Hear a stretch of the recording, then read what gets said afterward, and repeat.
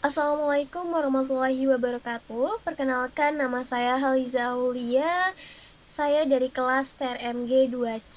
Nah, di video kali ini saya akan mempresentasikan sebuah program yang saya buat menggunakan bahasa Sisrap, yaitu Sistem Informasi Nilai Mahasiswa. Nah, program ini dirancang untuk membantu mengelola data mahasiswa serta menghitung nilai akhir secara sederhana namun tetap sistematis. Oke, langsung saja kita masuk ke pembahasannya. Oke, yang pertama di bagian paling atas nih. Di bagian paling atas ada yang namanya using system. Nah, using system ini digunakan supaya kita bisa memakai fungsi seperti konsul. Nih, seperti konsul itu tanpa harus menulis sistem konsul secara lengkap. Nah, selanjutnya di bawahnya ada namespace. Nah, namespace ini berfungsi sebagai wadah untuk atau pengelompokan program. Nah, jadi fungsinya adalah sebagai wadah atau pengelompokan program. Nah, selanjutnya di bawahnya ada yang namanya static void main. Nih. Nah, static void main ini adalah bagian utama dari program. Nah, atau bisa juga dibilang sebagai titik awal program yang dijalankan. Nah, di sini juga ada kata static. Nih, kata static ini artinya method. Ini bisa dipanggil tanpa harus membuat objek terlebih dahulu. Nah, selanjutnya kita masuk ke bagian variabel. Nah, di bagian variabel ini, di program ini kita menggunakan beberapa tipe data. Nah, yang pertama tipe datanya adalah string. Nih, ini adalah tipe data string. Nah, tipe data string ini digunakan untuk menyimpan teks seperti name, nama, kelas. Nah, ini adalah variabel dari tipe data string. Nah, di bawahnya selanjutnya ada tipe data integer atau int. Nah, integer ini digunakan untuk menyimpan bilangan bulat seperti semester, lalu SKS, dan pilihan mata kuliah. Nah, itu untuk yang integer. Untuk tipe data yang integer. Lalu ada tipe data yang namanya double. Nih, ada tipe data yang namanya double. Nah, tipe data double ini digunakan untuk menyimpan nilai desimal, misalnya nilai kehadiran, nilai etika, nilai tugas, nilai kuis, UTS, dan UAS.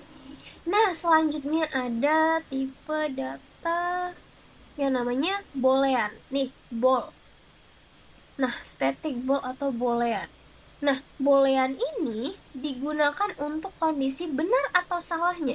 Biasanya untuk konfirmasi input. Nih, di sampingnya ada namanya konfirmasi input. Nah, selanjutnya untuk input dan output itu menggunakan console word line. Ini console word line. Nah, jadi untuk console word line ini itu menggunakan itu berfungsi untuk menampilkan teks. Nih, console word line ini fungsinya untuk menampilkan teks. Nih, untuk menampilkan teks. Sedangkan untuk console read line, nih, console read line itu untuk membaca dari usernya. Nah, berbeda dengan console read line. Nah, console read line itu untuk menampilkan teks, sedangkan console read line itu untuk membaca input dari user. Nah, selanjutnya perlu kita ketahui untuk read line sendiri nih, read line ini setiap input dari read line itu selalu berupa tipe datanya string. Nih, selalu berupa tipe data string. Jadi kalau kita ingin membaca angka nih, read line ini membaca angka, kita harus mengubahnya terlebih dahulu menggunakan convert nih, menggunakan convert. Nah, convert ini misalnya ya ini, convert to integer 32. Nah, jadi kalau misalkan kita ingin membaca angka, kita harus mengubahnya terlebih dahulu menggunakan convert. Misalnya ini, convert to integer 32. Nah, selanjutnya program ini menggunakan array. Nah, yang mana yang dikatakan array? Yang dikatakan array ini. Nih, ini yang dikatakan array, yaitu kurung siku-siku. Nah, kurung siku-siku atau array ini berfungsi untuk menyimpan data mata kuliah dan SKS. Array ini kan berjumlah 6, karena maksimal mata kuliah yang ditampilkan ada 6 nih. Ada 1, 2, 3, 4, 5, 6. Nih, ini untuk per semesternya. Nah, selanjutnya dalam program ini juga digunakan seperti perulangan for. Nih, ada for. Nih. Nah, perulangan for ini digunakan untuk menampilkan data secara berulang. Misalnya daftar mata kuliah. Perulangan itu dimulai dari 0. Nah, dimulai dari 0 karena indeks array-nya dimulai dari 0. Nah, sedangkan untuk do while, nih, setelah for ada do while. Ini do while. Untuk do while. Nah, do while ini digunakan untuk memastikan program yang dijalankan minimal 1 kali. Biasanya dipakai untuk input konfirmasi. Nih, untuk input dan konfirmasi. Nah, selanjutnya di dalam program ini di dalam program ini ada yang namanya operasi pengurangan. Nih, operasi pengurangan. Seperti pilih dikurangi 1. Ini karena user memilih dari angka 1 sampai 6. Nah, user memilih dari angka 1 sampai 6. Nah, selanjutnya ini karena user memilih 1 dari sampai 6, sedangkan array itu kan dimulai dari 0. Nih, selanjutnya ada yang namanya percabangan. Percabangan if else nih. Percabangan if else. Nah, percabangan if else ini digunakan untuk menentukan nilai huruf berdasarkan nilai akhir nih. Untuk menentukan nilai huruf berdasarkan nilai akhir. Program juga meminta untuk input seperti kehadiran, etika, tugas, kuis, UTS, dan UAS. Nah, semua nilai ini bertipe data double. Nih, bertipe data double. Nah, kenapa bertipe data double? Karena bisa berupa angka desimal. Nah, setelah itu program akan menghitung nilai akhir berdasarkan bobot masing-masing komponen. Nih, bobot masing-masing komponennya. Oke, kemudian user dipilih untuk memilih jalur. Nih, memilih jalur. Masuknya itu ada SNBP, SNBT, dan Mandiri. Setiap jalur memiliki standar penilaian yang berbeda-beda. Nah, nih, memiliki standar nilai yang berbeda-beda. SNBP tuh standar nilainya tuh segini. SNBP standar nilainya segini. Sedangkan untuk Mandiri berbeda pula. Itu. Nah, selanjutnya di akhir program akan menampilkan hasil berupa data mahasiswa. Nih, berupa data mahasiswa. Seperti mata kuliah yang kita pilih, lalu nilai akhir dan nilai huruf. Terakhir, ada konfirmasi. Apakah data yang kita masukkan itu sudah benar atau belum? Nah, jika user yang kita masukkan itu huruf T, maka input akan diulang untuk memilih semester. Nah, jika user yang kita masukkan itu adalah Y, maka program akan selesai. Nah, setelah selesai program ini kita buat, kita dapat menjalankan menjalankan program ini dengan mengetik .NET Run pada terminal di Visual Studio Code-nya. Kita bisa buka terminal, Neo Terminal. Nah, kita akan menjalankan programnya. Namun, sebelum kita mengetikkan .NET Run pada terminal, kita harus masukkan dulu ke folder yang pengen kita jalankan. Nah, yang pengen saya jalankan itu folder UTS, jadi saya ketik cd UTS nih, lalu enter. Nah, baru kita ketikkan .NET Run, lalu kita enter. Nah, lagi diproses. Nah, muncullah sistem informasi nilai mahasiswa.